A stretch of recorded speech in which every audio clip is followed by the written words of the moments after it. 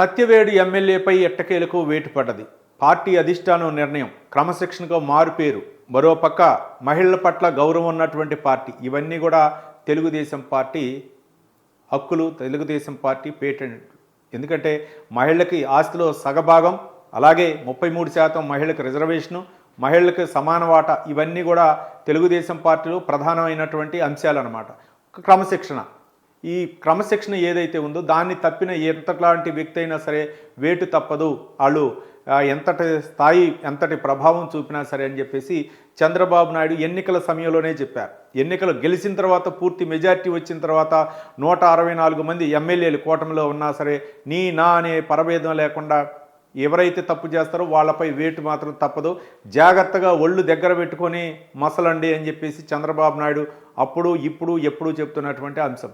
ఈ కోవలోనే సత్యవేడు ఎమ్మెల్యే చేసినటువంటి తప్పు, ఆయనపై వచ్చినటువంటి అభియోగాలు, ఆయనపై వచ్చినటువంటి లైంగిక వేధింపులు ఏవైతే ఉన్నాయో వాటిపై అయితే మాత్రం తెలుగుదేశం పార్టీ కొరడా జులిపించింది. ఏంటంటే ఒక మహిళపై ఆయన తెలుగుదేశం పార్టీ మహిళకు సంబంధించి ఆయన అసభ్యంగా ప్రవర్తించడం, అలాగే లైంగిక వేధించడం చేసినటువంటి చర్యలకి ప్రతిగా సస్పెండ్ చేస్తూ ఒక ఎమ్మెల్యే అని కూడా చూడలేదు, లేకపోతే క్రమశిక్షణ కమిటీకి అప్పచెప్పడం కూడా లేదు, ఇమీడియట్గా సస్పెండ్ చేయడం జరిగింది. పార్టీ నుంచి సస్పెండ్ చేయడం, అన్ని విభాగాల నుంచి ఆయన అయితే మాత్రం సస్పెండ్ చేయడం జరిగింది. ఇదైతే మాత్రం రాజకీయ పార్టీల్లో ఒక నూతన వరవడి. ఇంత ఫాస్ట్గా ఇంత రియాక్ట్ అయ్యి ఇంత సత్వర చర్యలు తీసుకోవటం అనేది బహుశా చంద్రబాబు నాయుడు వల్లనే అది సాధ్యమైంది అనుకున్నారు.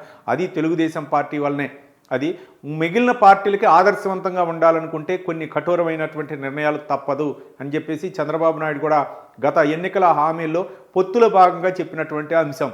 కొన్ని కావాలి అంటే కొన్ని వదులుకోక తప్పదు. అట్లానే ఇట్లాంటి ఈ ఆరోపణలు ఎదుర్కొంటున్నటువంటి వ్యక్తికి పార్టీ పదవులు అవ్వచ్చు, పార్టీ సంబంధించినటువంటి పరువు ప్రతిష్టలను ఇమ్మడాలి అంటే, పార్టీ పరువు ప్రతిష్టలు కావాలంటే, మహిళల పట్ల గౌరవం పెరగాలంటే రేపు అసెంబ్లీలో ఏ వ్యక్తి అయినా సరే 11 ఎమ్మెల్యేలు వచ్చి రేపు అసెంబ్లీలో అడిగితే ఏంటి పరిస్థితి, మా మీద ఆరోపణలు వచ్చినాయి, మీ ఎమ్మెల్యేని ఏం చేశారని చెప్పేసి రేపు అడిగితే ఏంటంటే సమాధానం ఇది అని చెప్పేసి చంద్రబాబు నాయుడు తీసుకున్నటువంటి నిర్ణయం ఖరాఖండిగా ఇది చాలా హర్షిస్తున్నారు చాలామంది. సమాజం పట్ల, మహిళల పట్ల, ముఖ్యంగా తెలుగుదేశం పార్టీకి ఉన్నటువంటి గౌరవాన్ని ఇంకా పెంచింది.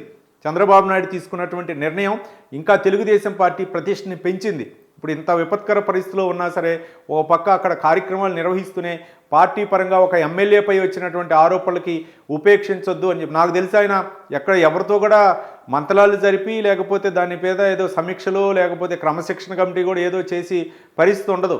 ఒక ఫోన్లోనే చర్యలు తీసుకోండి అని ఒకటే మాటని ఉంటాడు నాకు తెలిసి.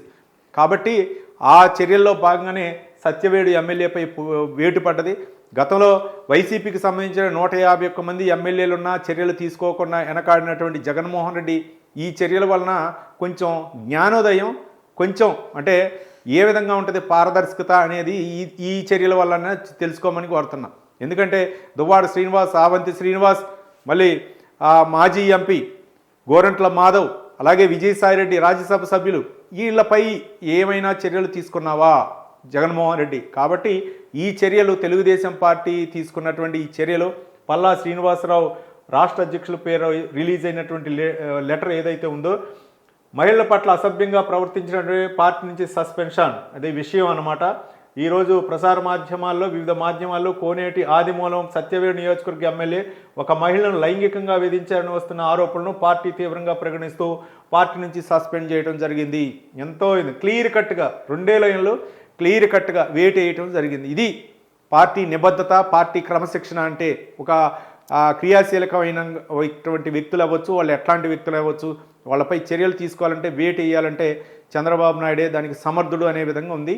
ఇప్పుడు ఎవరైనా సమాధానం చెప్పాలో, ఎవరైనా ప్రశ్నలు అడగాలనే సరే తెలుగుదేశం పార్టీ ధీటుగా సమాధానం చెప్పగలదు.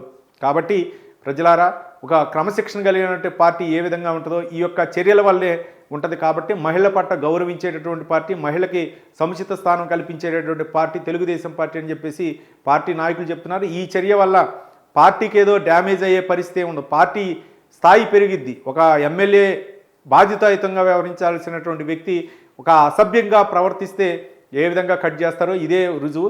కాబట్టి మిగిలినటువంటి ప్రజాప్రతినిధులకి ఇది ఒక చురక లాంటిదనమాట. మళ్ళీ మనం భవిష్యత్తులో ఏమైనా చేస్తాము అని అంటే, ఏమైనా చెయ్యాలి అంటే ఈ విధంగా ఉంటాయి చర్యలు అనే విధంగా భయపడే విధంగా ఉంది తెలుగుదేశం పార్టీ తీసుకున్నటువంటి నిర్ణయం.